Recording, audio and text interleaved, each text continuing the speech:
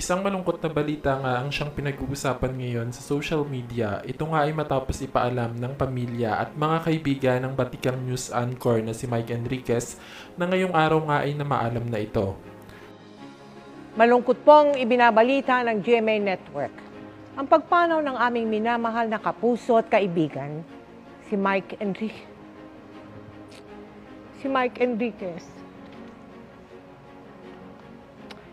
Siya po ay 71 taong gulang.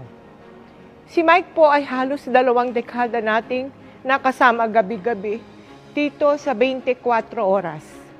Mahigit 20 taon din siyang naging host ng public affairs program na investigador. Si Mike po ay nagsilbing presidente ng RGMA Network Incorporated at naging senior vice president and consultant for radio operations ng GMA.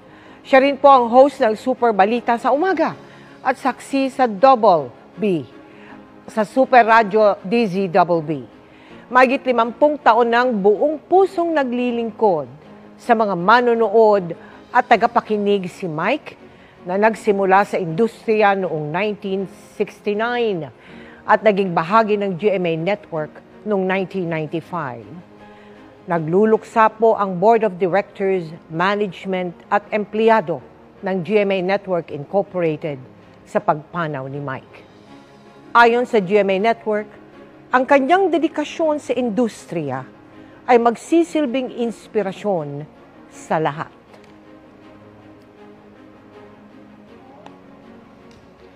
Sa mahigit 50 dekada niya sa industriya ng broadcasting, hindi maikakaila ang tatak at kontribusyon ni Mike Enriquez sa trabahong kanyang minahal ng buong puso. Siya po ang kasama natin sa pagtutok sa malalaking balita at sa pagiging saksi sa kasaysayan. Ang aming kaibigan, kapuso at kasamahan, minahal at inabangan din ng milyong-milyong mga Pilipino.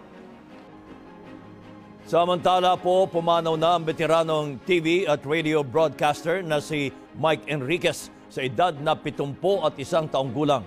Kinumpirma ito ng GMA News na nagpaabuti ng pakikiramay sa pamilya po ni Mike.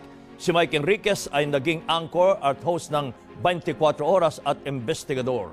Nakikiramay po ang TV Patrol at ABS-CBN sa pamilya ni Mike Enriquez.